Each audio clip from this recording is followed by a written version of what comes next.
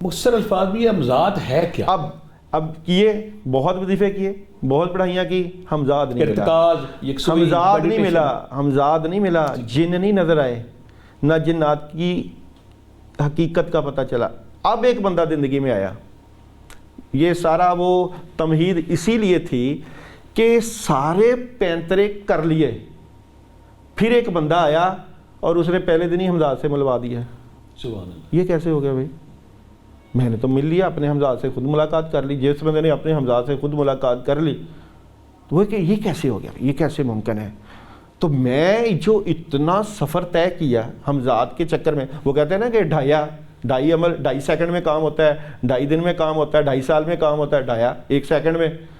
تو یہ حمزاد جو میں کوشش کرتا رہا، پہلے تو لوگوں کو تصور ہی نہیں ہے، وہ کہتے ہیں حمزاد ہوتا ہی نہیں۔ تو بابا جی کہتے ہیں 40 حمزاد تو ہر بندے کے ساتھ ہوتے ہیں، لوگ تو ایک حمزاد کے چکر میں بیٹھے ہوئے ہیں۔ تو حمزاد تو موجود ہے۔ اب جس بندے نے خود حمزاد سے ملاقات کر لی تو اس کو تو پتہ چل گیا کہ حمزاد ہوتا ہے۔ تو یہ کیسے آئے گا بھائی میری زندگی میں؟ یہ کیسے کام کرے گا؟ نہیں کرتا۔ یہ کرتا ہے کسی کی نگاہ، ولی کی نگاہ، کسی استاد کی نگاہ۔ یہ آپ کی پاور نہیں ہو سکتی روحانیت میں کہ آپ چاہو کہ میں اپنی مرضی سے حمزاد کے ساتھ ملاقات کر لوں